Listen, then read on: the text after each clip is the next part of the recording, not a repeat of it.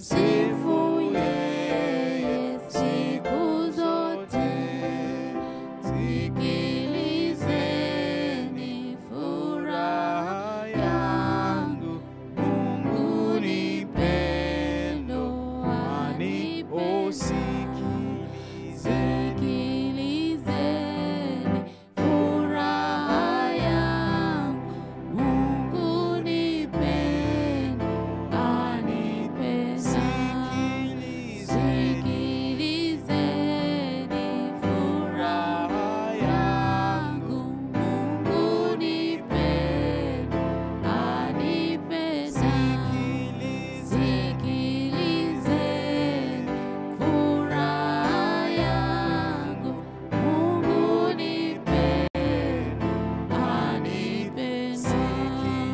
Sikilizeni furaha yangu, Mungu ni pendo, anipenda.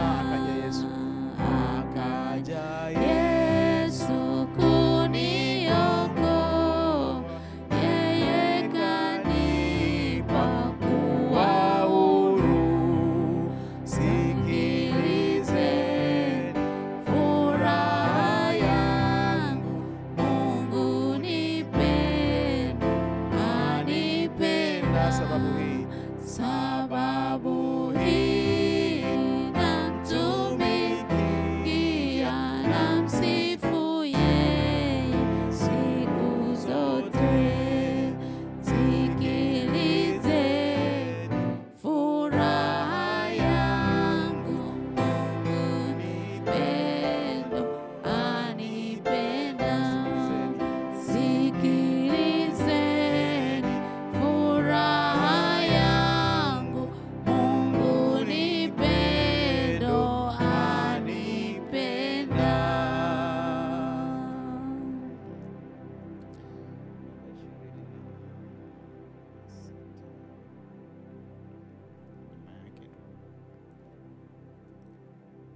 Yesu nipendaye, kwako nakimbilia. Ni wewe utoshaye, wovu akinijia. Yafiche ubavuni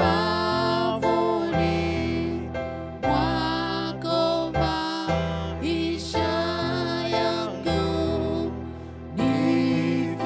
nifikishe mbinguni. Okoe moyo wangu, ngome nyingine sina, nategemea kwako. Usinitupe Bwana, nipe neema yako.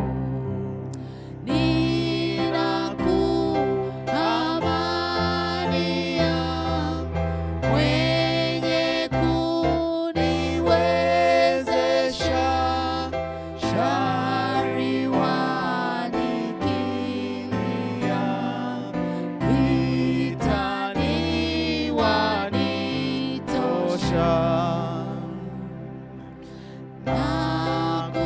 Nakutaka mpaji, vyote napata kwako. Niwapo muhitaji, utanijazi vyako. Nao wangu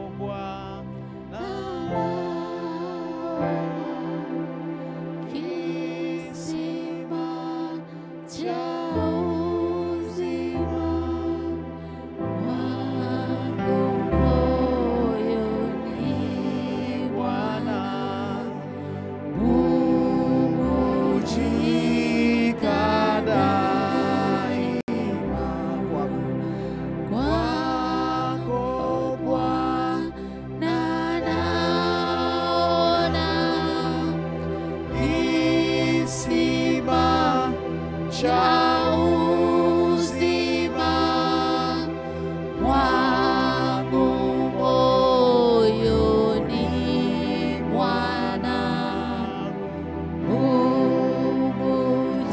hububujika daima. Kwako Bwana naona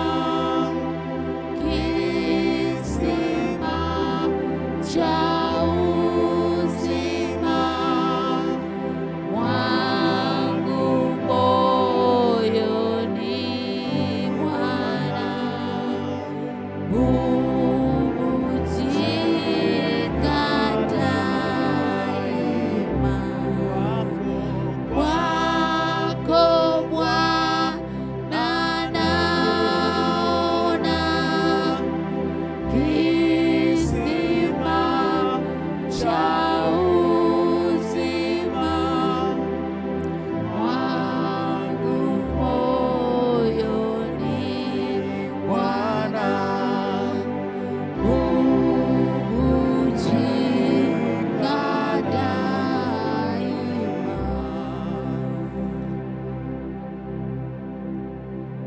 Ni wewe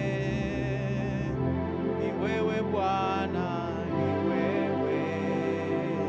ni wewe Bwana, Ni wewe, ni wewe Bwana, ni wewe, ni wewe Bwana. oh, ni wewe msaada wangu,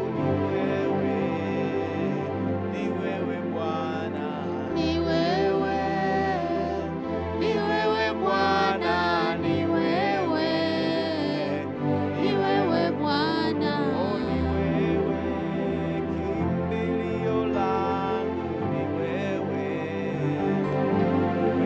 Bwana. Ni wewe, ni wewe Bwana, ni wewe, ni wewe Bwana. Oh, ni wewe kiongozi wangu, ni wewe Bwana. Ni wewe, ni wewe Bwana, ni wewe, ni wewe Bwana. Ni wewe unayenitunza, ni wewe Bwana. Ni wewe, ni wewe Bwana, ni wewe, ni wewe Bwana. Oh, ni wewe wa kuabudiwa, ni wewe Bwana. Ni wewe, ni wewe Bwana, ni wewe, ni wewe Bwana. Oh, ni wewe wa kupewa sifa, ni wewe Bwana. Ni wewe, ni wewe Bwana, ni wewe, ni wewe Bwana. Oh, ni wewe wa kuinamiwa, ni wewe Bwana. Ni wewe, ni wewe Bwana, ni wewe, ni wewe Bwana. Oh, ni wewe wa kutizamiwa, ni wewe Bwana. Ni wewe, ni wewe Bwana, ni wewe, ni wewe Bwana. Oh, ni wewe Bwana, ni wewe Bwana. Ni wewe, ni wewe Bwana, ni wewe, ni wewe Bwana. Oh, ni wewe, ahadi zako kweli, ni wewe Bwana. Ni wewe, ni wewe Bwana, ni wewe, ni wewe Bwana. Ni wewe Bwana, ni wewe Bwana. Ni wewe, ni wewe Bwana, ni wewe, ni wewe Bwana. Ni wewe mwenye upendo wa kweli ni wewe Bwana. Ni wewe, ni wewe Bwana, ni wewe, ni wewe Bwana. Ni nani kama wewe Bwana? Nani kama wewe? Ni nani kama wewe Bwana? Nani kama wewe? Ni nani kama wewe Bwana? Nani kama wewe? Ni nani kama wewe Bwana? Nani kama wewe? Ni nani msaada wetu? Nani kama wewe? Ni nani kama wewe Bwana? Nani kama wewe? Hakuna mwingine kama wewe Bwana. Hakuna mwingine kama wewe Bwana. Hakuna mwingine kama wewe Bwana. Hakuna mwingine kama wewe Bwana. Hakuna mwingine kama wewe Bwana. Hakuna mwingine kama wewe Bwana. Takatifu hakuna. Hakuna mwingine kama wewe Bwana. Hakuna. Hakuna mwingine kama wewe Bwana. Hakuna. Hakuna mwingine kama wewe Bwana. Hakuna.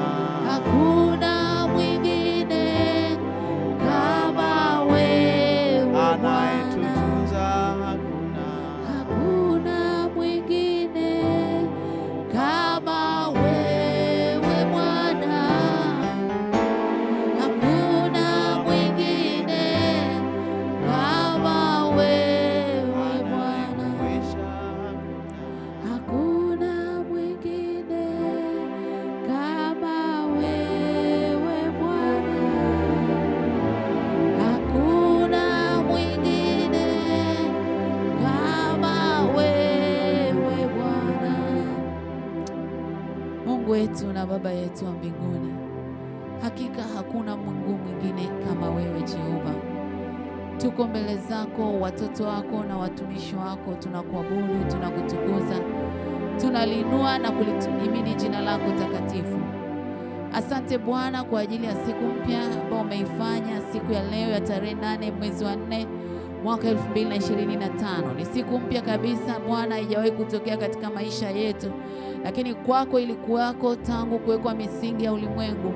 Uliijua siku ya leo Bwana na uliifanya. Lakini sisi kwetu ni siku mpya Bwana, nasi tunakutukuza, tunakubariki, tunakuinua. Baba, asante kwa wema wako na fadhili zako. Asante kwa uaminifu wako ambao ni mkuu sana. Asante kwa namna ambavyo umetupigania Bwana katika usiku uliopita. Ukatupa tena siku mpya yenye amani, yenye furaha, siku ambayo tunatumaini lako Bwana. Asante kwa ajili ya watoto wako walioko mahali na mahali wanaotusikiliza na kuomba pamoja nasi kupitia mtandao wa YouTube na Robothi Online Radio. Asante kwa ajili walio katika lango la mashariki, walio katika lango la magharibi, walio katika lango la kaskazini na lango la kusini. Asante Bwana kwa kuwa uko pamoja nasi Bwana asubuhi ya leo. Tazama, si kwa uwezo wetu wala si kwa nguvu zetu, bali ni kwa Roho yako. Nasi tunamimina mioyo yetu mbele zako Bwana, tukisema asante Jehova. Tukisema asante kwa fadhili zako, asante kwa wema wako. Asante kwa nguvu na uweza ulioachilia tena ndani yetu Bwana. Asante Bwana kwa kuachilia pia kiu na akili ya kutafuta uso wako. Maana neno lako linasema toka mbinguni Bwana alichungulia aone kama yuko mwenye akili amtafutaye Bwana. Asante kwa ajili ya kila mmoja ambaye umeweka akili ndani yake Bwana asubuhi ya leo kutafuta uso wako. Tunaendelea kuomba neema yako endelee kufunuliwa kwa kila mmoja wetu. Asante Bwana kwa ajili ya familia zetu. Asante kwa ajili ya wenzi wetu, watoto wetu wa kike na wa kiume. Asante kwa ajili ya wote walio katika malango ya nyumba zetu. Asante Bwana hata kwa ajili ya ndugu jamaa na marafiki zetu. Baba, tunakubariki, tunakutukuza. Asante kwa ajili ya amani yako katika maisha yetu, lakini pia katika nchi yetu ya Tanzania. Baba, pokea sifa, heshima na utukufu. Enzi, adhama na mamlaka ni vyako. Asubuhi ya leo tunasogea mbele ya kiti chako cha rehema, tukitegemea ile damu ya Yesu Kristo, damu inayosafisha, sawa sawa na Mathayo 26:28, ya kwamba na hii ni damu yangu imwagikao kwa ajili ya ondoleo la dhambi. Yueni katika hii kwa ajili ya ukumbusho wangu. Nasi tunaitegemea hiyo damu kwa ajili ya kutusafisha, hiyo damu kwa ajili ya kututangazia msamaha mbele zako e Bwana. Hatutegemei ufahamu wetu, hatutegemei akili zetu, hatutegemei tulivyo navyo, lakini Bwana tunaitegemea damu ya Yesu pale msalabani. Tunategemea ile neema iliyoachiliwa pale Calvary, ili Bwana tupate kuhesabiwa haki mbele zako. Mungu wetu na Baba yetu wa mbinguni, tunaomba utusamee dhambi zetu. Samee kila mmoja anayeutafuta uso wako asubuhi ya leo. Tusamee makosa yetu e Bwana, tusamee na uovu wetu. Baba, tunatamani kutembea katika njia yako, tunatamani kutembea katika shauri lako, tunatamani kutembea katika kusudi lako. Baba, tusamee, tutakase. Katikati ya ghadhabu kumbuka rehema, katikati ya miaka fufua kazi yako. Sawa sawa na Isaya 57:15, wewe uliye mtakatifu ketie patakatifu, pamoja na roho zilizotubu na kunyenyekea, ili kufufua mioyo yao waliotubu. Bwana, tumekuja mbele zako Bwana tukiomba utusamee. Kuna namna hatujaenenda sawa sawa na mapenzi yako, kuna namna hatujakaa uweponi mwako Bwana, kuna namna hatujatimiza majukumu uliyotupa tuyatende, kuna namna Bwana tumenenda kinyume na shauri lako, kuna namna tumegeukia njia zetu wenyewe Bwana, kuna namna tumetegemea wanadamu, kuna namna Bwana tumekuwa na roho za ukengeufu. Baba, tuko mbele zako asubuhi ya leo, watoto wako popote pale walipo Bwana, tunaungana e Bwana kusema tunaomba uturehemu, tunaomba ututakase Jehova. Tunasimama Bwana hata kwenye malango ya nchi yetu ya Tanzania. Baba, tunaomba rehema, tunaomba toba. Unapoitazama nchi yetu Bwana, unaona utukufu wako umepungua, na Biblia inasema wote wametenda dhambi na kupungukiwa na utukufu wa Mungu. Baba, tunaomba rehema, tunaomba toba kwa ajili ya malango ya Tanzania. Oria mashandara basekiri andorobosi, oria ndara basekere bosi kirikandara bosi. Unapoitazama nchi yetu e Bwana, oria mandara bashata ya baseketaya. Baba, tunaomba rehema wako ambao Bwana tumekutenda dhambi kwa kuwanyang'anya wengine haki zao. Wengine Bwana tumekula rushwa, wengine Bwana tumemwaga damu kwa njia ya utoaji wa mimba, wengine tumeua wengine kwa ajili ya kupata mali.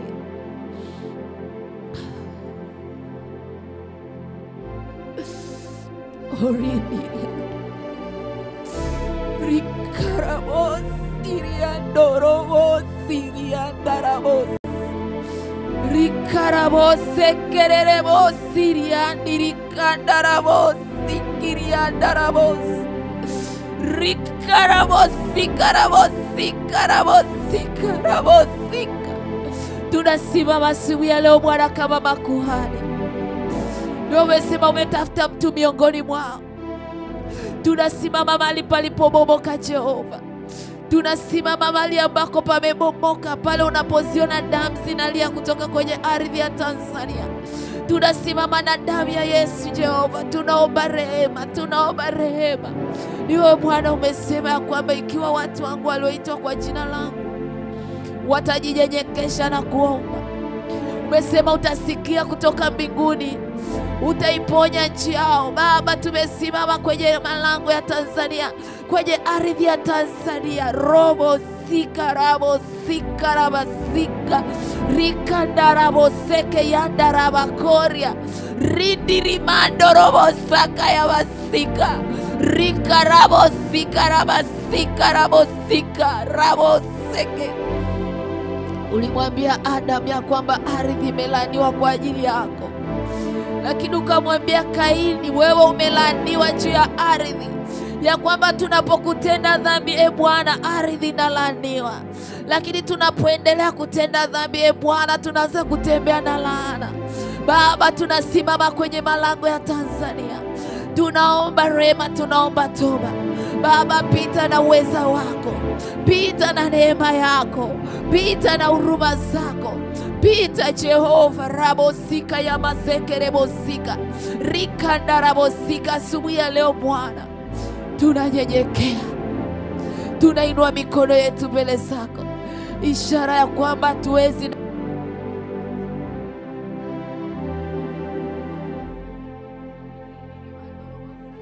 rabasaka rabakoria rikanda rabasekeri andorobosika rikanda rabosekeri andorobobosa.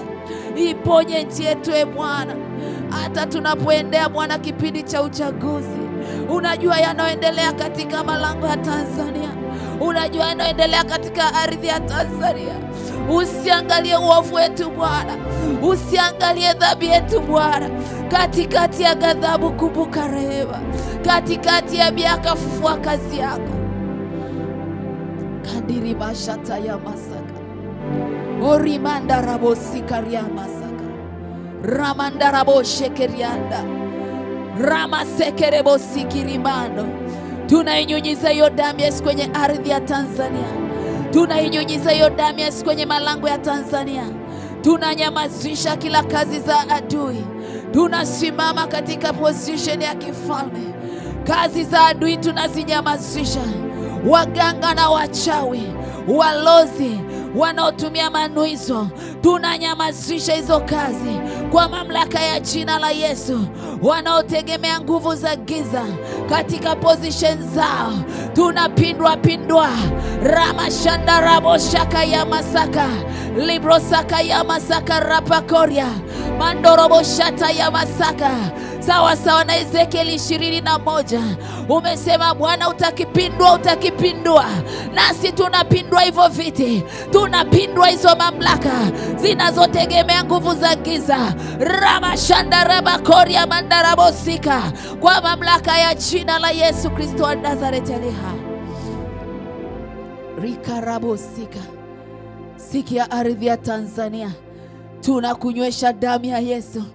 Hutaruhusu waovu, hutaruhusu waganga, hutaruhusu wachawi, hutaruhusu mizimu iongoze nchi yetu, hutaruhusu kwa mamlaka ya jina la Yesu. Ramashanda rabakoria mashata ya masaka.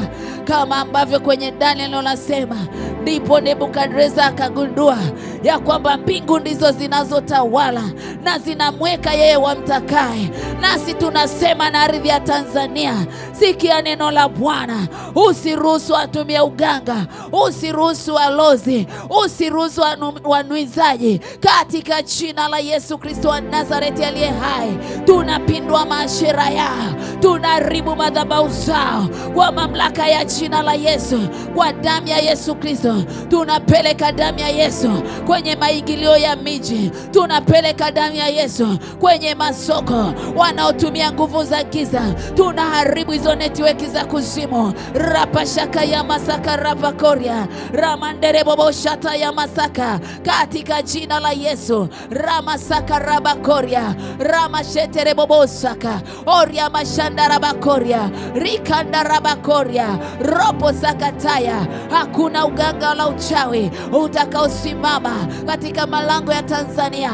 Kwa mamlaka ya jina la Yesu tunasimama kama walinzi, sawa sawa na Isaya 62 mstari ule wa 6. Rapo shakaya ndora moseke rikikima ndora mosa, in the mighty name of Jesus.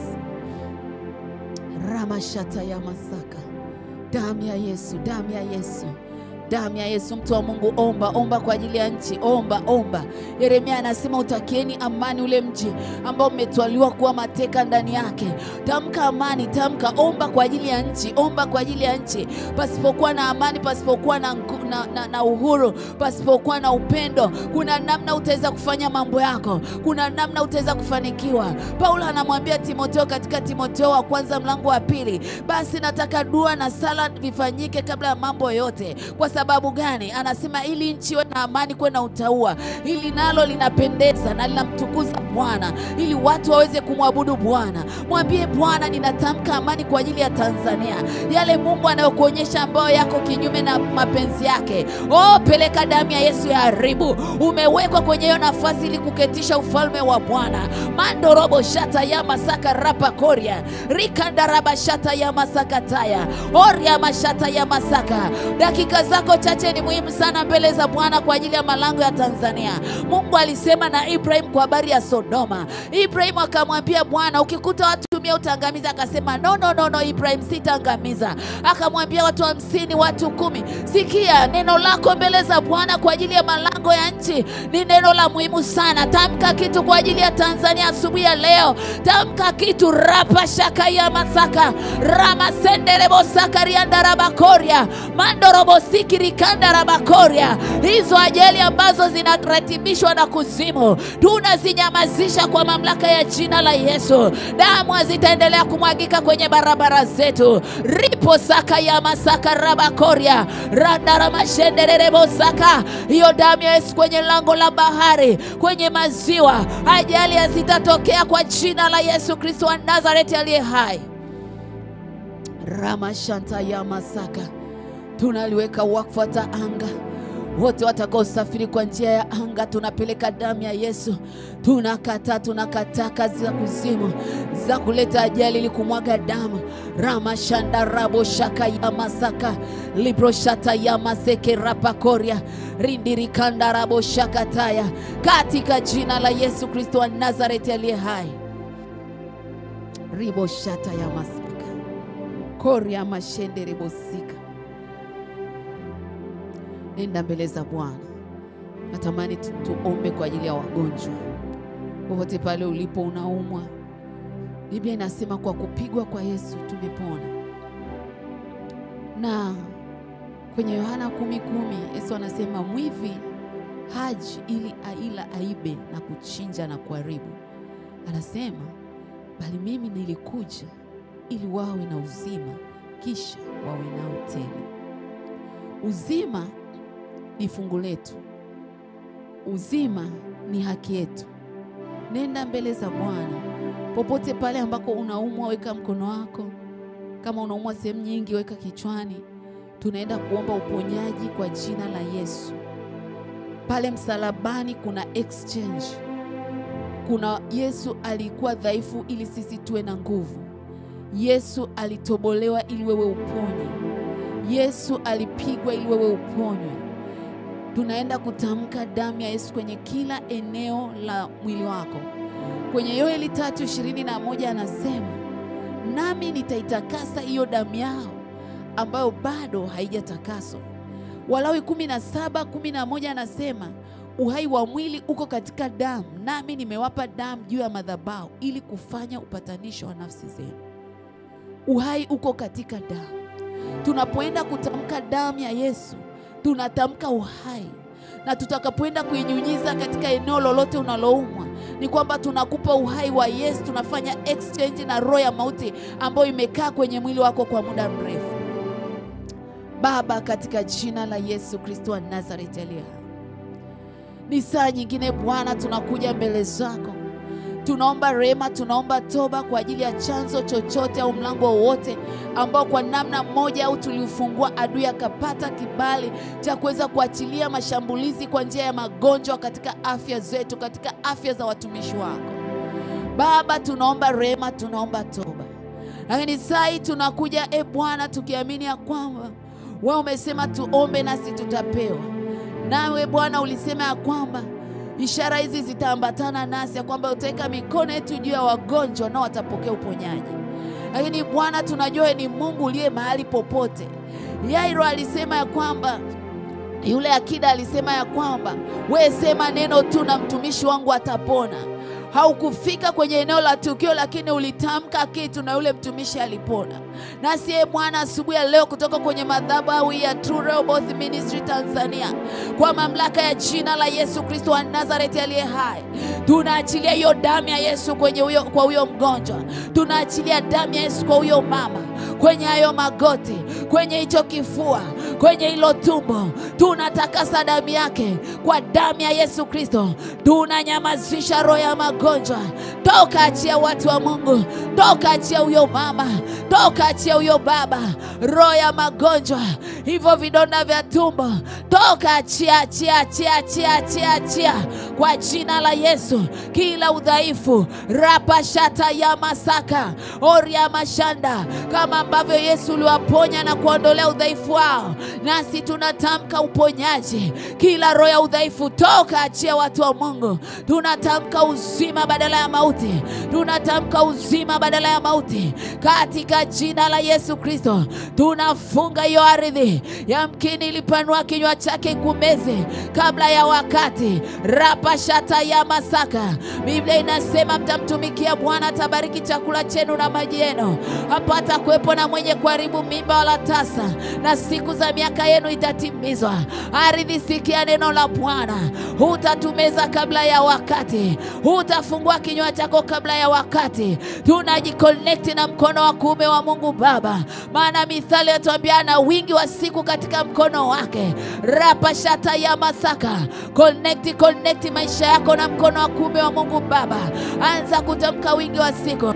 Anza kutamka uzima ndani yako. Ramashanda rabakori ya masaka. Ramasenderebo sakarianda. Katika jina la Yesu Kristo wa Nazareti aliyeha. Asante Bwana kwa uponyaji. Asante Bwana kwa kuwa umeyeyusha kila roho ya magonjwa kwa damu ya Yesu Kristo. Tunakushukuru kwa kuwa unafanya kuliko tunavyoomba na tunavyowaza. Katika jina la Yesu Kristo wa Nazareti aliye hai. Kwa damu ya Yesu Kristo wa Nazareti aliye hai.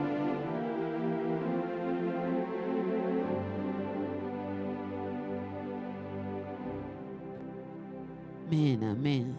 Tutaenda kuomba ombi moja.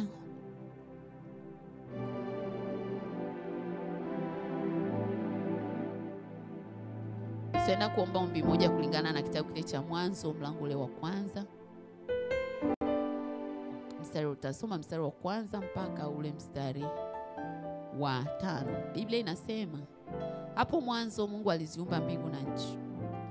Nayo nchi ilikuwa ukiwa tena utupu, na giza lilikuwa juu ya uso wa vilindi vya maji.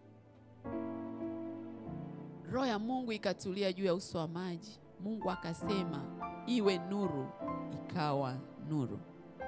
Mungu akaiona nuru ya kuwa ni njema. Mungu akatenga nuru na giza. Mungu akaiita nuru mchana, na giza akaliita usiku. Kawa jioni, kawa asubuhi, siku moja. Wapendwa watu wa Mungu, natamani tuombe ombi hili. Biblia inasema kwamba Mungu alipoziumba mbingu na nchi, baadaye nchi ilikuwa ukiwa, alafu ikawa na utupu, alafu kukawa na giza ambalo lilifunika vilindi vya uso wa maji. Na Biblia inasema Roho wa Mungu alitulia juu ya uso wa maji. Mungu akasema iwe nuru. Asubuhi ya leo natamani tuombe nuru kwenye kila eneo la maisha yako unayopitia. Yamkini kuna giza, kama lile giza ambalo lilifunika vilindi vya uso wa maji. Yamkini kuna ukiwa, kuna roho ya ukiwa inakutawala. Imetawala maisha yako, imetawala ndoa yako, imetawala kazi zako, imetawala biashara yako. Roho ya ukiwa. Unaweza ukaenda kwenye biashara ya mtu, unajua kabisa, unaifeel. Kuna kipindi kwa tunafanya maombi fulani na mtumishi fulani kwenye eneo lake la biashara. Tulipofika pale kulikuwa na roho ya ukiwa. Na unajua roho ya ukiwa inachokifanya ni nini? Kwanza inakuzuia hata wewe usiwe na hamu ya kwenda kwenye biashara yako. Kwa hiyo wale watu walizuiwa kwenda kwenye ile eneo lao la biashara. Kwa hiyo likawa limeota majani, limekaa, yani liko kama wanasemaga mapagali. Roho ya ukiwa ni roho halisi inayofanya kazi. Kwa hiyo asubuhi ya leo nachotamani, yamkini unapita kwenye giza. Yamkini unapita kwenye ukiwa wa aina yoyote. Una amani, una furaha, una kibali. Yani umekuwa na roho ya ukiwa. Ukienda kwenye nyumba ambao wanandoa waelewani, kuna roho ya ukiwa unaikuta. Niliwahi kwenda nyumba moja. nikafika, walikuwa waelewani wale watu na bahati mbaya walishaachana. Yani you feel ile roho ya ukiwa kuanzia getini. Ninaingia ndani, unakuta unaingia jikoni, unakuta vitunguu vimeanza kuota majani, viazi vilinunuliwa viko hapo, hamna anayepika, vimeota majani. Ukiingia bafuni unakuta kumekaa staili ambao kabisa, yani it's like there are no people in that house, lakini wapo.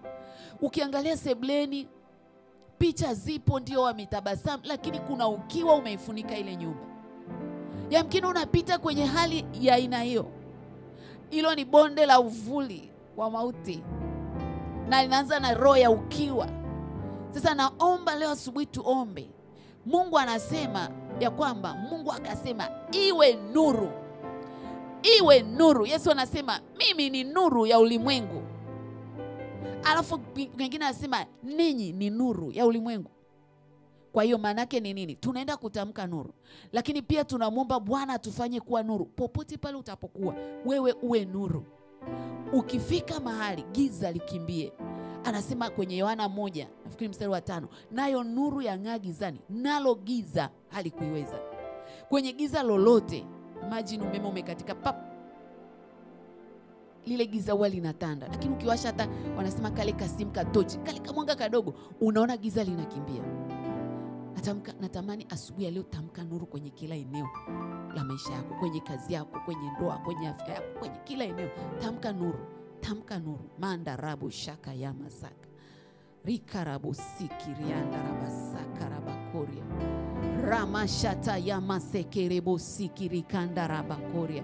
Unaiweza kunena kwa lugha, nena kwa lugha ambaye uwezi tamka nuru. Rikanda rabo shata ya masa, ori masekerebo sika, katika jina la Yesu Mungu wetu tunaomba. Bwana, sawa sawa na kitabu kile cha Mwanzo, unasema nchi ilikuwa ukiwa na utupu na giza lilikuwa juu ya uso wa vilindi vya maji, na neno linatuambia roho yako alitulia juu ya uso wa maji. Baba, umetupa Roho Mtakatifu ndani yetu, nasi asubuhi ya leo kwa mamlaka ya jina la Yesu tunatamka nuru. Natamka nuru, nuru, nuru, nuru ya Kristo. Nuru ya Kristo ikaangaze kwenye maisha ya kila mmoja wetu. Nuru ya Kristo ikaangaze kwenye afya zetu. Nuru ya Kristo ikaangaze kwenye uzao wetu. Nuru ya Kristo ikafukuze roho ya ukiwa iliyotanda kwenye nyumba za watoto wako. Nuru ya Kristo ikafukuze kila roho ya ukiwa kwenye kazi. Rapa shata ya masaka, oria mashanda rabakoria. Huo ukiwa kwenye huduma tunaufukuza. Ramandererebo shakataya. Huo ukiwa kwenye kipawa na karama Mungu aliyokupa tunaunyamazisha kwa nuru ya Kristo. Rikanda rabasaka, oria masete rabokoria, rikanda rabashete rebosika. Nuru nyumbani kwako, nuru ofisini kwako, nuru kwenye biashara yako, nuru popote unakopita. Tunatamka nuru ya Kristo. Rabasaka ya masaka, oria masete rebosaka rabakoria. Hiyo nuru ikalifukuze hilo giza. Hiyo nuru ikaondoe huo ukiwa. Hiyo nuru ikaondoe hiyo roho ya ukiwa. Rabasaka ya masaka, rindirimando robobosa, oria masata ya masaka, oria mashenderere bosika, rika rabababababa. Hilo giza litatutawala. Hilo giza litatawala njia zetu. Hilo giza litatawala ndoa zetu. Hiyo nuru ya Kristo tunaita. Riposaka ya masaka rapa, rikandaraba shandaraba koria, orapa sekerindirimando. Popote ambako giza limetawala, hiyo nuru ikalifukuze. Rikandaraba sikaraba koria. Yamkini tumekosa kibali. Acha nuru za uso wa Bwana zitumulikie.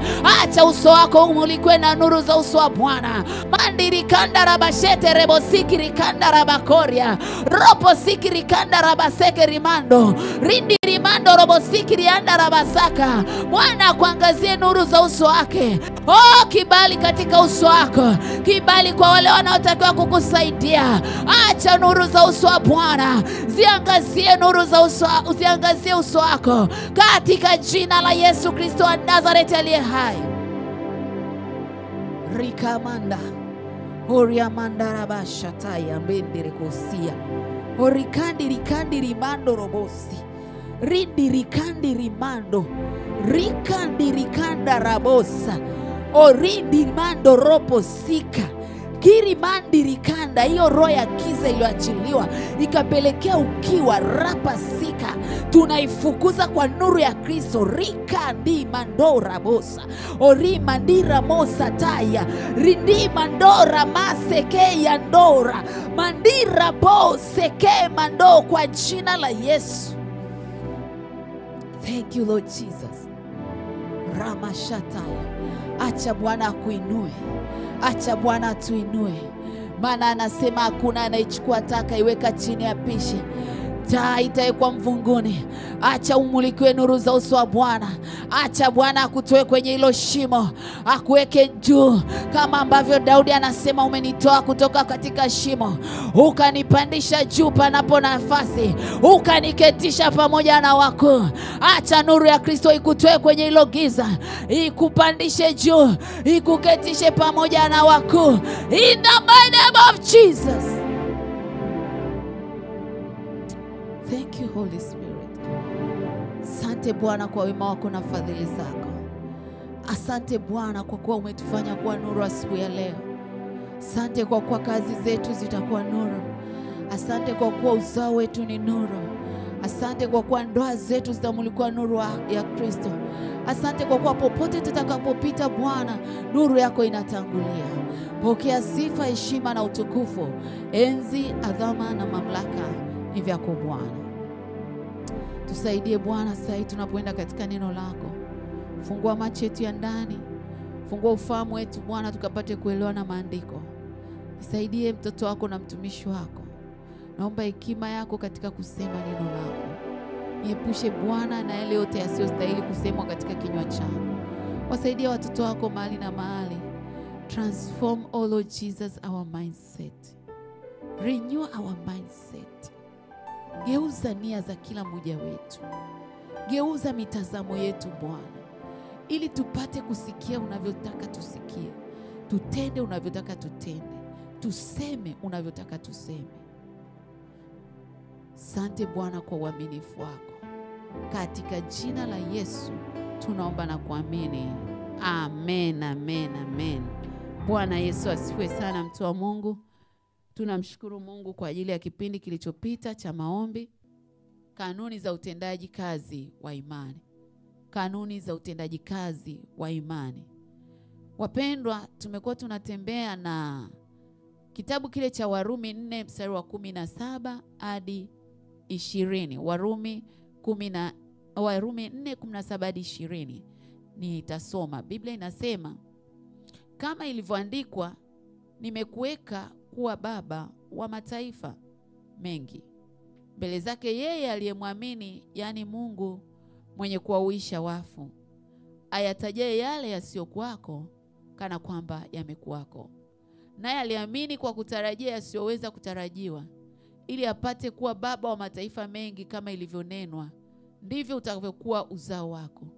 Yeye asiyekuwa dhaifu wa imani alifikiri hali ya mwili wake uliokuwa umekwisha kufa, akiwa amekwisha kupata umri wa miaka 100, na hali ya kufa ya tumbo lake Sara. Lakini akiona ahadi ya Mungu hakusita kwa kutokuamini, bali alitiwa nguvu kwa imani, akimtukuza Mungu. Amen. Bwana Yesu asifiwe, wapendwa watu wa Mungu. Ni habari ambayo inahusiana na Ibrahim na namna ambavyo Mungu alimsemesha kwa habari ya kumfanya yeye kuwa taifa kubwa. Na kwa wale ambao tulianza kutembea pamoja, tumeona vitu vingi. Na anaposemeshwa ni mtu wa miaka 75, mke wake naye alishaingia kwenye utu uzima. Kwa hiyo hapakuwa na dalili ya hao watu kuweza ya kawaida ya kusema kwamba hicho kinachosemwa kitatokea. Lakini Biblia inatuambia ya kwamba akiona ahadi ya Mungu hakusita kwa kutokuamini. Kwa hiyo tulijifunza kwamba kuna sifa za imani ambazo tusema lazima uwe na uhakika wa hilo jambo ambalo bado halijatokea, lakini katika ulimwengu wa roho umeliona. Na tuliona kwamba kuna nguvu ya kuona yale yasiyoonekana. Kwa sababu ya muda sitarudi kote kule. Nitaomba uingie YouTube, angalia somo ambalo limeandikwa utendaji kazi wa imani. Na jana tuliangalia kwa habari ya nguvu ya kutulia. Nguvu ya kutulia. Tulisema kuna nguvu ya kuona rohoni. Yamkini unamwomba Mungu let's say kwa habari ya biashara yako, afu Mungu anakuonyesha biashara kubwa. Au unamwomba Mungu kwa ajili ya uzao. Wewe huna mtoto, lakini Mungu anakuonyesha umezungukwa na watoto kabla hawajatokea katika mwili. Tukasema kwamba kuna kipindi hapo unapoona katika roho ni nguvu ya kuona. Na ili imani iweze kutenda kazi lazima uwe umeona ndani. Kuna nguvu ya kuona kwenye yasiyoonekana katika ulimwengu wa damu na nyama. Na tukasema ukishaona kuna kipindi kinaitwa kutulia. Kuna nguvu ya kutulia. Ndo tuliona jana.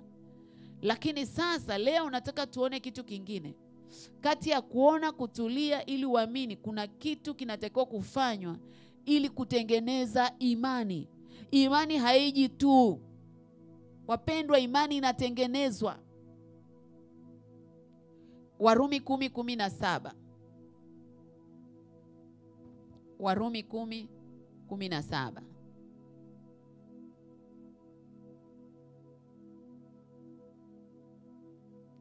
Warumi 10:17 Biblia inasema, basi imani chanzo chake ni kusikia, na kusikia huja kwa neno la Kristo. Basi imani chanzo chake ni kusikia, na kusikia huja kwa neno la Kristo. Okay, turudi pale. Nimesema imani inatengenezwa. Inatengenezwaje? Inatengenezwa kwa kusikia. Kusikia nini? Neno la Kristo.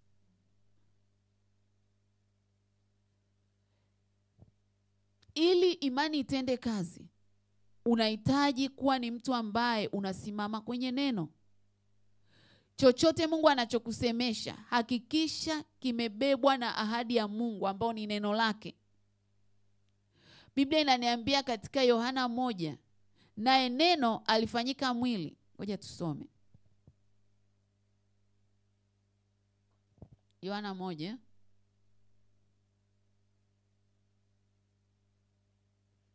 Biblia inasema hapo mwanzo kulikuwako neno, naye neno alikuwako kwa Mungu, naye neno alikuwa Mungu. Huyo mwanzo alikuwako kwa Mungu. Vyote vilifanyika kwa huyo, wala pasipo yeye hakikufanyika chochote kilichofanyika. Ndani yake ndimo ulimokuwamo uzima, na ule uzima ulikuwa nuru ya watu. Nayo nuru yang'aa gizani, wala giza halikuiweza. Mstari ule wa 8. Huyo hakuwa ile nuru, bali alikuja ili aishuhudie ile nuru.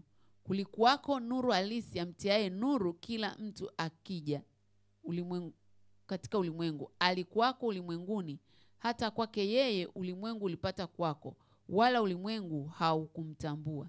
Kuna mstari ninautafuta.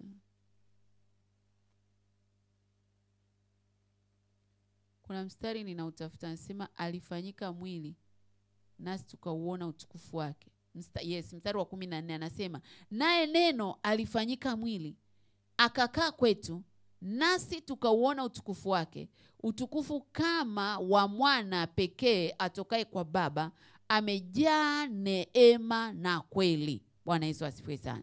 Nilichotaka tukione hapa ni huu mstari anasema, naye neno alifanyika mwili. Kwa Biblia inasema imani chanzo chake ni kusikia. Kusikia nini? Kusikia neno la Mungu. Biblia inasema hapo mwanzo alikuwako neno. Neno anayeongelewa hapa ni Kristo Yesu. Kwa tunaposoma neno, tunamsoma Mungu. Tunasoma maneno ya Mungu. Kumbuka tulipokuwa tunasoma kitabu cha Mwanzo 1. Mungu akasema na iwe nuru. Alisema kwa neno.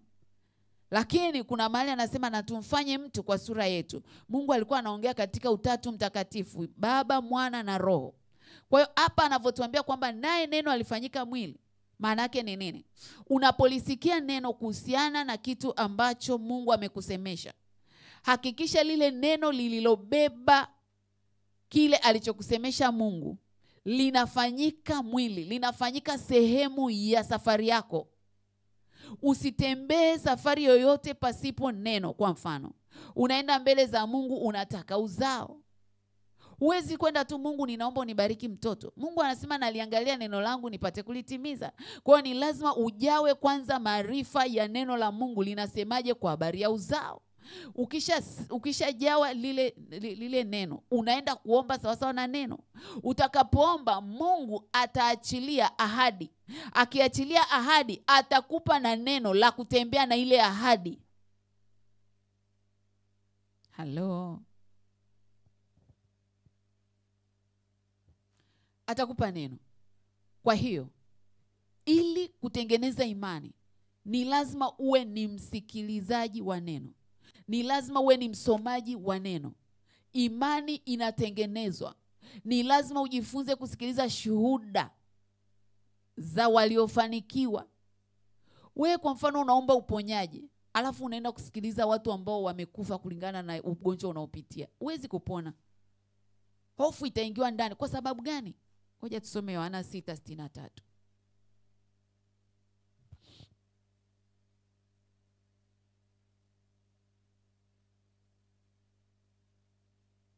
Yohana 6:63. Yesu anasema kitu hapa very interesting. Anasema roho ndiyo itiayo uzima, mwili haufai kitu. Maneno hayo niliyowaambia ni roho, tena ni uzima. Tena ni uzima. Nataka tuishie hapo. Maana yake ni nini? Neno lolote unalosikia limebeba roho. Liwe zuri, liwe baya, limebeba ndani yake nini? Roho. Kwa hiyo Yesu anasema roho ndio inayotia uzima. Yaani mimi pasipo roho si mtu tena. Ndio maana mtu akifa anabalika kwenye jina lake, wanaanza kusema marehemu au maiti. Kwa sababu ile roho imeondoka ndani yake. Sasa roho anayemuonyesha hapa ni Roho Mtakatifu. Roho ameandika R kubwa. Roho ndio itiayo uzima, mwili haufai kitu. Maneno niliyowaambia ni roho.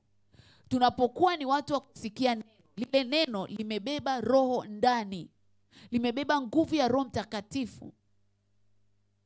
Kwa sababu limebeba nguvu ya Roho Mtakatifu, kinachotokea ni nini?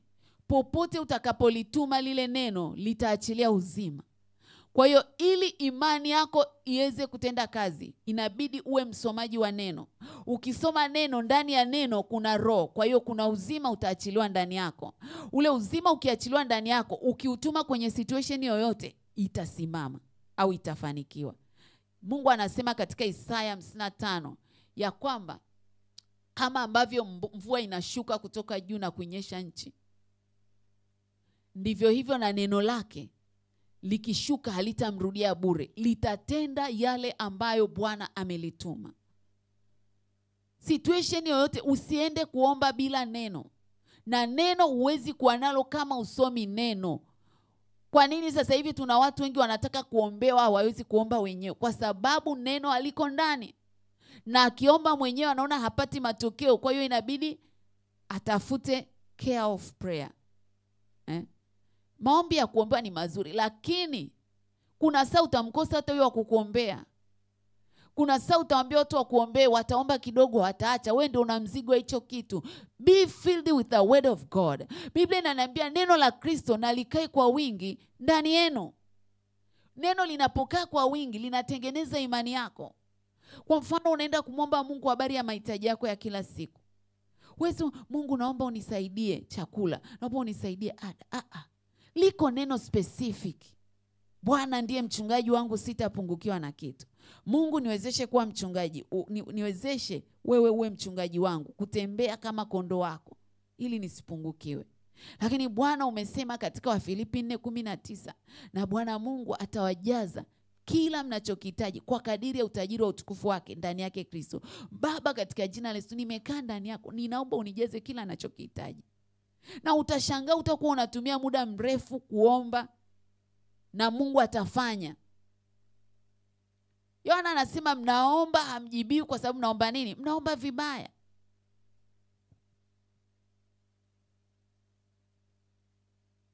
Imani inatengenezwa watu wa Mungu. Natamani tuangalie mfano wa mtu mmoja ambaye Yesu alitengeneza imani yake afu akampatia muujiza. tutasoma kitabu kile cha Marko 5:21 hadi 42. Marko 5:21 42. Marko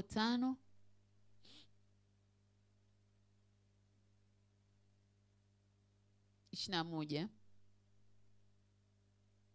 hadi 42.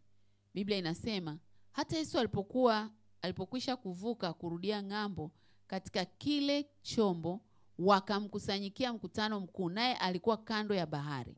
Akaja mtu mmoja katika wakuu wa sinagogi, jina lake Yairo. Hata alipomwona akaanguka miguuni pake, akimsihi sana akisema, binti yangu mdogo yu katika kufa, na kuomba uje uweke mkono wako juu yake apate kupona na kuishi. Akaenda pamoja naye. Mkutano mkuu wakamfuata wakimsonga songa. Na mwanamke mmoja mwenye kutokwa damu muda wa miaka 12 na kuteswa mengi kwa mikono ya matabibu wengi, amegharamiwa vitu vyote alivyonavyo, kusimfae hata kidogo, bali hali yake ilizidi kuwa mbaya. Aliposikia habari za Yesu, alipita katika mkutano kwa nyuma, akaligusa vazi lake, maana alisema, nikiagusa mavazi yake tu nitapona.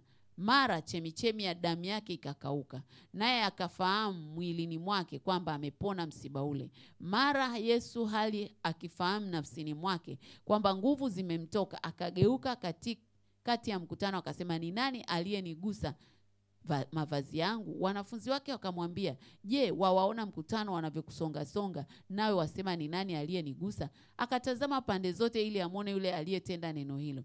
Na yule mwanamke akaingiwa na hofu na kutetemeka, akijua lililompata, akaja akamwangukia, akamweleza kweli yote. Akamwambia, binti, imani yako imekuponya, enenda zako kwa amani, uwe mzima, usiwe na msiba wako tena. Hata alipokuwa katika kunena, wakaja watu kutoka kwa yule mkuu wa sinagogi wakisema, binti yako amekwisha kufa, kwani kuzidi kumsumbua mwalimu? Lakini Yesu aliposikia lile neno likinenwa, akamwambia mkuu wa sinagogi, usiogope.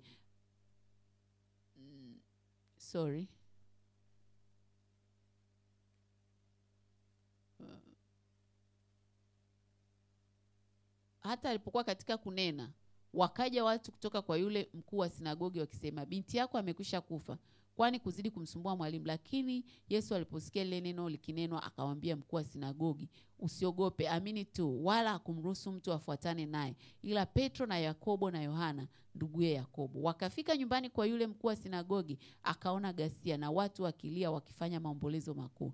Alipokwisha kuingia, akamwambia, mbona mnafanya ghasia na kulia? Kijana hakufa bali amelala tu. Wakamcheka sana. Naye alipokwisha kuwatoa nje wote, akamtoa babaye yule kijana na mamaye na wale walio pamoja naye, akaingia ndani alimokuwa yule kijana, akamshika mkono kijana, akamwambia, talita kumi, tafsiri yake, msichana na kuambia inuka. Mara akasimama yule kijana, akaenda. Maana alikuwa amepata umri wa miaka 12. Mara wakashangaa mshangao mkuu. Amen. Bwana Yesu asifiwe sana, wapendwa wa mtu wa Mungu. Ni habari ya Bwana Yesu, habari ya mkuu wa sinagogi ambaye alikuwa na mtoto mgonjwa, lakini pia kuna habari hapo ya mwanamke aliyetokwa na damu kwa muda wa miaka 12. Biblia inatuambia kwamba Yesu alifuatwa na huyo mkuu wa sinagogi. Akamwambia kwamba binti yangu yu katika hali ya kuumwa, ninaomba uende ukamponye. Na kuna vitu natamani uvione vichache ulingana na hii habari. Jambo la kwanza, huyu Yairo ambaye ni mkuu wa sinagogi, kumbuka alikuwa ni Farisayo. Kumbuka ugomvi wa Mafarisayo na Yesu. Walikuwa hawaamini katika nguvu za Mungu za Yesu. Hawakuwa wanaamini katika huduma ya Yesu. Ndio maana walikuwa wanapambana naye kila mara. Kuna siku wanamwambia, wewe umeshindwa kuponya watu siku zote, unakuja kuponya siku ya Sabato. Mpaka Yesu anawaambia, ni yupi ng'ombe wake akianguka kwenye shimo siku ya Sabato atamwacha? Ni hawa Mafarisayo. Kwa hiyo nilichotaka ukione hapa ni nini? Huyu mkuu wa sinagogi, si kwamba alipomfuata Yesu alikuwa yani anapenda huduma ya Yesu, ila alienda kwa sababu amekamatika, mtoto wake ni mgonjwa na ameshasikia Yesu anaponya, ngoja tu niende sasa, nitafanyaje na mimi amenikuta. Kwa hiyo alikuwa sio mtu ambaye anaamini katika nguvu za Yesu.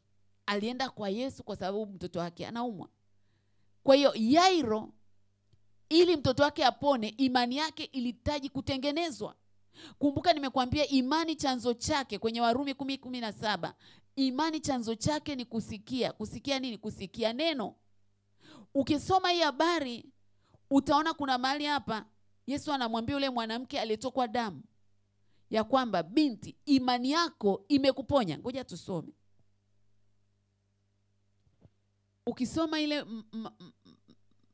Marko 5. Nataka tusome ile habari ya yule mama pale. Mstari ule wa 32 anasema, akatazama pande zote ili amwone yule aliyetenda neno hilo. Na yule mwanamke akaingiwa na hofu na kutetemeka, akijua lilompata. Akaja akamwangukia, akamweleza kweli yote. Akamwambia, binti, imani yako, nataka uchoree hapo, imani yako imekuponya. Enenda zako kwa amani, uwe mzima, usiwe na msiba wako tena. Kilichomponya yule mama sio Yesu. Kilichomponya yule mama ni imani aliyokuwa nayo juu ya utendaji kazi au juu ya nguvu alizobeba Yesu. Unasema Lydia, unasema nini? Ngoja tusome hapa kidogo. Kuna kitu hapa. Kwenye mstari ule wa 25, Marko 5. Na mwanamke mmoja mwenye kutoka damu muda wa miaka 12 na kuteswa mengi kwa mikono ya matabibu wengi, amegharimiwa vitu vyote alivyonavyo, kusimfaa hata kidogo, bali hali yake ilizidi kuwa mbaya. Sikia. Aliposikia, mstari wa 27, aliposikia, chorea, aliposikia habari za Yesu, alipita katika mkutano kwa nyuma, akaligusa vazi lake. Mstari wa 28, maana alisema, nikiagusa mavazi yake tu nitapona. Okay, hapa chini Yesu anamwambia, binti, imani yako imekuponya. Pale juu Biblia inatuambia aliposikia habari za Yesu, akasema nitakwenda, nitagusa pindo la vazi lake. Maana yake ni nini? Imani ya huyu mama ilitengenezwa na shuhuda ambazo alisikia kwa watu wengine ya kwamba Yesu anaponya. Kwa hiyo ili wewe uweze kupokea muujiza wako, ni lazima uwe umesikia habari za Yesu. Ni lazima uwe umesikia shuhuda za wengine. Raba shata ya masakataya. Biblia inasema, nao wakamshinda kwa damu ya mwana kondoo na kwa neno la ushuhuda wao. Na kwa neno la ushuhuda wao. Ili uweze kupokea kutoka kwa Bwana, ni lazima uwe umesikia. Imani chanzo chake ni kusikia. Nimekuambia imani inatengenezwa, mtu wa Mungu. Unasikiliza nini kuanzia asubuhi mpaka jioni? Unasikiliza nini kabla ya kwenda kulala? Unachokisikiliza ndicho kitakachokutengeneza. Huyu mwanamke, Biblia inasema aliposikia habari za Yesu, alisema. Paulo kuna mahali anasema tunaamini kisha twanena. Kwa hiyo yeye aliposikia, alichukua hatua. Tutakuja kujifunza imani inaendana na kitendo. Imani inaendana na kitendo. Mungu anapomwambia Ibrahim, toka wewe katika nchi ya baba yako, uende mpaka nitakapokuelekeza, Ibrahim angeendelea kukaa pale, yale ambayo Mungu alikusudia asingeyapokea. Kuna watu Mungu anawasemesha. Kuna watu Mungu mnamuomba Januari to Disemba, Mungu nivushe kwenye huu msiba. Mungu anakupa neno lake la kukuvusha, lakini you don't take action. You don't take action. Huyu mama aliposikia, alisema nitakwenda, nitagusa pindo la vazi lake. Hakuishia tu kusema, alichukua hatua, akaenda. Na hakuangalia ule umati wa watu kama ni kizuizi cha kumfanya yeye ashindwe kupenyeza mpaka aguse lile pindo. Rabo shata ya masaka. Ni hivi, unaposikia utachukua hatua. Unapochukua hatua utakutana na vikwazo. Vikwazo havitakuzuia wewe unapoenda kushughulika ili upokee kile Bwana alichokusudia. Na angalia Yesu anavyomwambia, anamwambia mama, binti, imani yako imekuponya. Nikakwambia kilichomponya yule mama aliyotoka na damu miaka 12 haikuwa nguvu za Bwana, lilikuwa ni imani aliyoiwekeza kwenye nguvu za Mungu. Sikia mtu wa Mungu, nguvu za Mungu ziko kila mahali. Tunapomwita nguvu zake zipo. Je, tunaamini katika hizo nguvu zake? Tunaamini katika hizo nguvu zake? Usipokuwa na imani katika nguvu za Bwana, utaona watu wanafunguliwa, wewe utabaki. Utaona watu wanaponywa, wewe utabaki. Utaona watu wanapata breakthrough, wewe utabaki pale pale. Afu utaanza kusema nimefunga siku 40. Nimefunga mpaka nimepata vidonda vya tumbo. Mimi huyu Mungu hayupo. Mungu yupo. Umeweka wapi imani yako? Imani ndio currency. Imani ndio inaokupa vitu.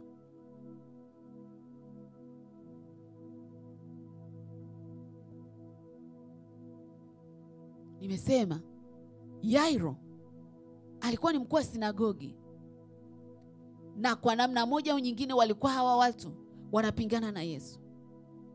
Lakini anapopata shida ya binti yake, anapoenda kwa Yesu, Yesu anasema okay, let's go, twende. Katikati wakiwa wanaenda sasa kwenye ile safari, ndo anatokea hapa katikati mwanamke anayetokwa na damu. Maana yake ni nini? Mwanamke aliyetokwa na damu alipotendea ule muujiza, ulitengeneza imani ya Yairo. Kwa sababu yule mwanamke aliponywa mbele ya Yairo akiwa na Bwana Yesu anaenda nyumbani ili akaponywe mtoto wake. Na kwa sababu Yesu alijua kinachomponya mtoto sio yeye, ni imani Yairo alionayo juu ya nguvu za Yesu, alihakikisha kuna spiritual connection ambayo itatokea kati yake na mwanamke aliyetokwa na damu. Utaniuliza Lydia, inakuaje? Tutakuja kuona. Alihakikisha kuna hiyo spiritual connection. Alafu yule mama akaja. Alipokuja kwa nguvu za Mungu, Mungu akahakikisha Yairo anaona ule muujiza wa yule mwanamke. Alipouona, inakuaje watu wengi namna hii Yesu agundue nguvu zake zimetoka, alafu kweli anatokea mwanamke anasema ni mimi nimekugusa, alafu anagundua kwamba amepona. Afu Yesu anamwambia imani yako imekuponya. Alipomwambia imani yako imekuponya, hakuwa anabahatisha. It was purposely, ya kwamba Yairo, though ninaenda nyumbani kwako, tambua anaenda kumponya mtoto wako. Ni imani ya kwako wewe Yairo, na sio mimi. Mimi nina nguvu, lakini unatakiwa kuwekeza nguvu zako, kuwekeza imani yako katika hizo nguvu nilizobeba. Yairo, usipowekeza imani kwenye nguvu nilizobeba, nitafika pale na muujiza utaweza kutokea. Lakini Yairo, ona huyu mwanamke alivyotendewa muujiza. Kwa hiyo na wewe tengeneza imani yako. Rikanda raba shakataya. Biblia inaniambia kwenye Zaburi ya 105 mstari wa 4 na 5, mtakeni Bwana na nguvu zake. Afu ule mstari unaofuatia anasema ya kwamba zitafakarini ishara zake na ajabu zake. Maana yake ni nini? Ya kwamba unapomtaka Mungu na nguvu zake ziingilie situation yoyote unaopitia, ni lazima uwe na muda wa kutafakari matendo makuu ya Bwana ambayo aliwahi kuyafanya. Ni lazima imani yako ijengeke kwenye vile vitu ambavyo Mungu aliwahi kuvifanya. Unajiambia nafsi yako ya kwamba hili ambalo ninalopitia sasa hivi, ninajua Bwana utatenda, kwa sababu mwaka jana, mwaka juzi, mwaka fulani ulitenda. Rapa shakataya mando robosika. Biblia inaniambia ya kwamba Yesu anamwambia imani yako imekuponya, purposely kwa ajili ya Yairo kushuhudia ule muujiza, ili atakapofika pale Yesu akisema huyu mtoto amelala tu, ili hali watu wanajua amekufa, Yairo aelewe kwamba kama kuna mwanamke alitendewa muujiza hatua chache tulizopita, even my daughter shall wake up. Ukisoma hii habari, it is very interesting story. Utaona Biblia inasema huyu mwanamke alitokwa na damu kipindi cha miaka 12. Ukija ukisoma kwenye Marko hiyo 5, ngoja tusome.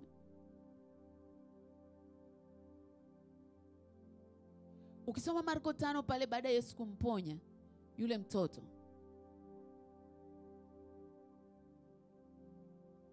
Biblia inasema,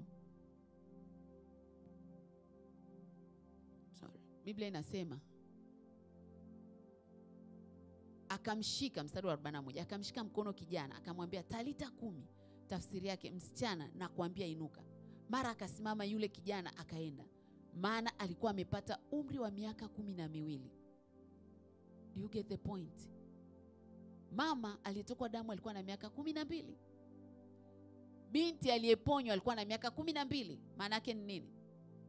Wakati huyu mtoto wa Yairo anazaliwa, ndipo huyu mama tatizo la kutokwa na damu lilianza.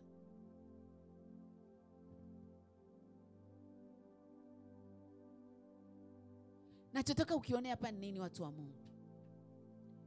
Huyu mama, aidha kwa kujua au kutokujua, kwa kupenda au kutokupenda, tatizo lake liliwekwa kutengeneza imani ya Yairo. Kuna mambo mengine unapitia kwenye maisha yako unaona ni magumu, na saa nyingine unasema Mungu, kwa nini umeruhusu? Nataka nikwambie kuna namna Mungu anakutengeneza imani yako. Kuna namna Mungu anakutengeneza kwa ajili ya watu maelfu walioko nyuma yako, kwa ajili ya watu milioni walioko nyuma yako, kwa ajili ya mataifa ambao wako nyuma yako. Na wewe umekaa unalalamika. Sikia, huyu mama alitokwa na damu miaka 12. The moment anaanza kutokwa na damu, ndipo binti Yairo anazaliwa.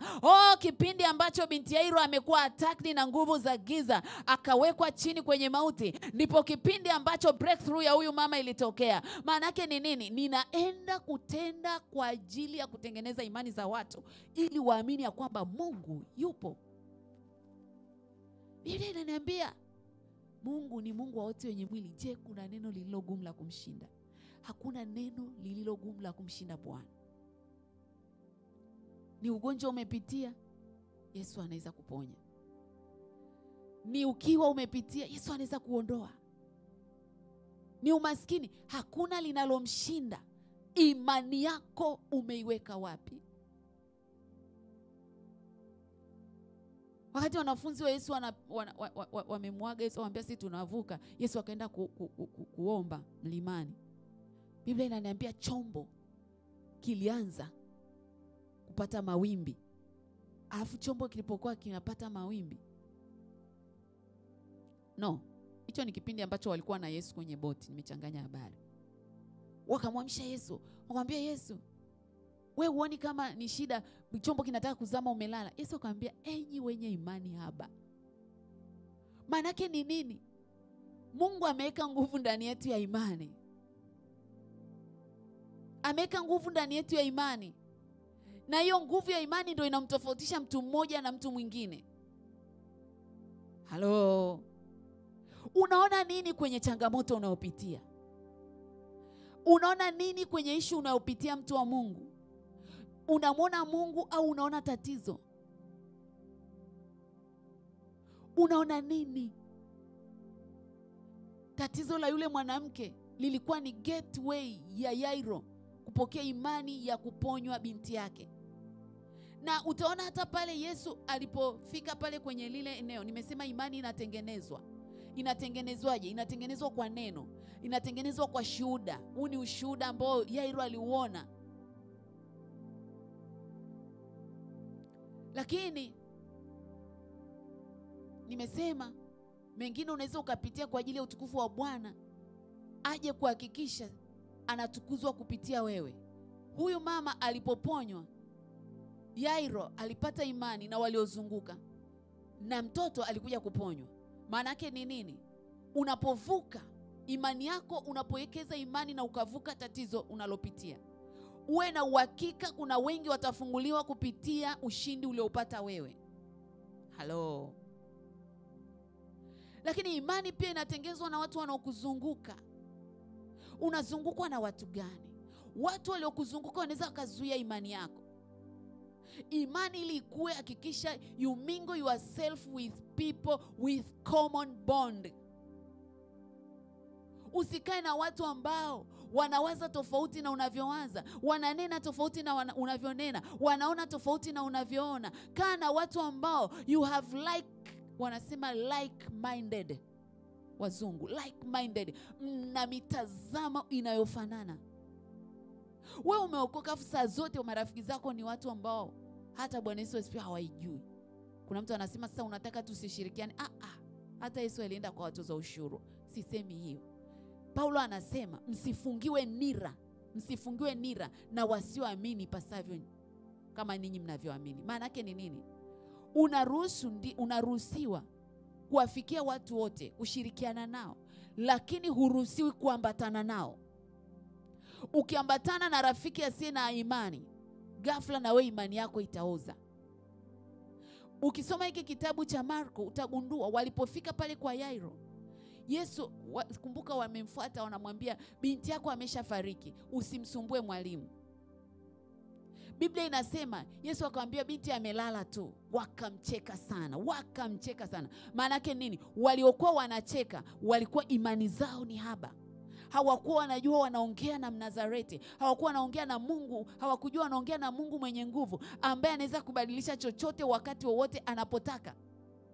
Kwa hiyo walipomcheka ni ishara kwamba imani zao zilikuwa ni haba. Na unaona wanapofika pale kwa Yairo, Biblia inaniambia Yesu akutaka watu waingie kwenye kile chumba alicholazwa yule binti, isipokuwa Petro, Yohana na Yakobo na Yairo na mke wake. Maana yake ni nini? Petro, Yohana na Yakobo mmeshaona matendo ya miujiza ambayo Yesu amekuwa anafanya. Petro na Yohana na Yakobo mmeona Yesu akibadilisha mikate 5 kuwalisha watu 5,000. Petro, Yohana na Yakobo mmeshuhudia nikiwaambia tweka kilindini mkaona samaki ambao hamjawahi kuwavua tena mchana. Petro na Yohana na Yakobo mmeona mambo mengi, mmeona nikitoa pepo. Nyie imani zenu zimeshatengenezwa. Yairo, wewe nimekuchukua hapa kwa sababu umeona muujiza wa yule mwanamke aliyetokwa na damu miaka 12 amepona. Kwa hiyo Yairo, I'm sure your faith has been strengthened. Ninamchukua mke wako na yeye ninamuingiza kwenye hili kundi ili atuambie kwa Mungu yupo atendaye miujiza. Kwa hiyo akawaingiza watu ambao they were like-minded in their faith. Maana yake ni nini? Wanaokuzunguka wanaweza wakaifanya imani yako ikawa haba. Mwambie Mungu, ambao wanaifanya imani yangu irudi nyuma, nitenge nao, weka ukuta kati yangu na wao. Biblia inaniambia kwenye Zekaria 2:5, Bwana atakuwa ukuta wa moto. Bwana anaweza kuwa ukuta kati ya watu ambao wanakuzuia kusonga mbele, wanaifanya imani yako isikue. Mnapanga kuomba, mkikaa mnaomba dakika 5, lakini mnapiga umbea masaa 2. Leo tumekuja tufanye fellowship ya pamoja, Bible study. Mnafanya Bible study dakika 10, lakini dakika 30 mnaongea vitu vingine. Acha Bwana akutenge nao watu. Sitamani mtu akunipunguzia mwendo. Kwa sababu gani? Kwa sababu Paulo anasema visivyoonekana vina thamani kuliko vinavyoonekana. Tuwekeze kwenye visivyoonekana. Sikia, maisha ya baadaye tulionao ni mazuri kuliko haya tulionao sasa hivi. Lakini Mungu anataka uenjoy from this realm, na hata baadaye uenjoy. Miaka ulionao ni michache sana kukaa na watu wanaokupotezea muda, kukaa na watu wanaoifanya imani yako isikue. Ni saa ya kumwambia Bwana, nitenge nao watu. Lakini mwambie Bwana, nikutanishe na watu ambao wataimarisha imani yangu. Kama ambavyo ulimuibua yule mwanamke kule alikokuwa, ukamponya, alafu imani yake ikatengeneza imani ya Yairo. Nenda mbele za Bwana. Mwambie Bwana, niumbie imani. Naomba roho ya imani. Nipe kiu ya kusoma neno lako. Nipe kiu ya kusoma neno lako. Biblia inasema yule mwanamke aliposikia habari za Yesu, akasema nitakwenda nitagusa pindo lake. Wewe umesikia habari gani ya Yesu kuhusiana na situation unayopitia? Nataka nikwambie muujiza wako uko karibu sana na wewe. Ni wewe tu kujua namna ya kutapu huo muujiza. One of the strategy ni kusikia. Mwambie Bwana, nisaidie, nipe kiu ya kusoma neno. Nipe kiu. Nimeona Mungu akitenda kwangu. Nikitamka mistari ninaona miujiza Mungu ananitendea. Na wewe Mungu anaweza kukutendea. Mwambie Bwana, tenda. Nipe kiu ya kusoma neno. Lakini mwambie Bwana, ni connect na watu ambao wataimarisha imani yangu. Lakini unitenge mbali na watu ambao wanavuruga imani yangu. Baba, katika jina la Yesu Kristo wa Nazareti aliye hai, asubuhi ya leo Bwana tunasema asante. Asante kwa neno lako la uzima. Asante kwa namna ambavyo unatukumbusha kila siku, Bwana, kwa namna unavyotaka tutembee katika maisha haya. Baba, umesema upendi kuona wanadamu wanateseka, lakini neno lako linasema tunaangamizwa kwa sababu tumekosa maarifa. Baba, asubuhi ya leo ninakushukuru kwa ajili ya neno hili, na kushukuru kwa ajili ya msikilizaji popote pale alipo. Tazama saa hii Bwana, tunakuja mbele zako, tuna maombi haya. Biblia inasema imani chanzo chake ni kusikia neno la Mungu. Baba, wako watu ambao walikuwa wanasoma neno, sasa hivi hawezi kusoma. Wako ambao wakisoma hawalielewi. Wako ambao wakisoma wanasikia usingizi. Baba, tunaomba neema yako iwe pamoja nao na kila mmoja wetu. Multiply kiu yetu Bwana ya kukutafuta, kiu yetu ya kusoma neno, kiu yetu ya kusoma neno. Ndio Bwana tunaomba na kufunga, lakini maombi yasiyo na neno yamekuwa kama kupiga kelele mbele zako. Msaidie kila mmoja wetu Bwana. Ongeza kiu ndani yake ya neno, ongeza kiu ndani yake ya kujifunza. Ajifunze kupitia mafundisho mbalimbali, kusoma vitabu ambavyo vitamjenga. Baba, ninaomba hiyo kiu iachiliwe asubuhi ya leo kwa kila mmoja wetu, katika jina la Yesu Kristo wa Nazareti aliye hai, kwa damu ya Yesu Kristo wa Nazareti aliye hai. Mungu wetu na Baba yetu wa mbinguni, ninakuja mbele zako Bwana, sawa sawa na namna ambavyo ulitengeneza imani ya yule mwanamke kwa ajili ya Yairo. Ninaomba ukatuinulie watu sahihi ambao Bwana tutajifunza kutoka kwao, tutaona miujiza ambayo imeishi ndani yao, na sisi tutatiwa nguvu ya kusimama na kukuamini wewe, ili kuweza kusonga mbele kwenye ile kusudi ulotuitia Jehova. Ninakataa Bwana watu wanaotuzuia kukutana na wewe. Ninakataa watu ambao imani zao ni haba. Ninakataa watu wenye mizaha, katika jina la Yesu Kristo wa Nazareti aliye hai, kwa damu ya Yesu Kristo wa Nazareti aliye hai. Baba, kati yetu na wao watu ambao imani zao ni za mizaha, bawe na ukuta wa moto. Fanyika ukuta wa moto Bwana. Tunakataa kupunguziwa mwendo, kama yule mwanamke Mshunami alivyomwambia yule aliyemwendeshea punda wake, usinipunguzie mwendo. Nakataa watu wa kunipunguzia mwendo. Nakataa watu wa kumpunguzia mwendo huyo mama. Raposhaka ya masakataya rikandarabo sikirimando ramashanta rabakoria rindirikanda seketaya, katika jina la Yesu Kristo, kwa damu ya Yesu Kristo wa Nazareti aliye hai. Mungu wetu na Baba yetu wa mbinguni, tunaomba utuconnect na watu ambao tutajifunza kwa, ambao tukiangalia miujiza yao, tukiangalia imani zao, tunatiwa nguvu ya kusimama na kuendelea kukutafuta, katika jina la Yesu Kristo wa Nazareti aliye hai. Sante Bwana kwa wema wako. Sante Bwana kwa fadhili zako. Rikarabosika. Tunaomba neema yako tunapoondoka katika kipindi hiki asubuhi ya leo. Tunapoenda katika kazi zetu Bwana, tangulia. Endelea kututia nguvu, endelea kutuimarisha, endelea kutupigania Bwana. Usimwache hata mmoja anayeutafuta uso wako. Katika jina la Yesu Kristo, ninaomba hata kwa ajili ya wote ambao Bwana umewagusa kuachilia sadaka zao katika madhabahu hii kwa ajili ya kazi yako. Ukawabariki, ukawainue Bwana. Katika jina la Yesu tunaomba na kuamini. Amen, amen. Pendwa mtu wa Mungu, unaweza ukaachilia sadaka yako kupitia 0758 940 388. 0758 940 388. Sadaka yako ni muhimu kwa ajili ya sisi kuendelea kusonga mbele katika kuwafikia wengi katika masomo haya na maombi ambayo umekuwa yanakubariki. Lakini pia unaweza ukaachilia kupitia 0714 6072 42. Hiyo ni Tigo Pesa na majina ni Lydia Charo. Basi nikutakia wakati mwema. Kumbuka sisi ni washindi na zaidi ya kushinda katika Kristo Yesu aliyetupenda. Amen.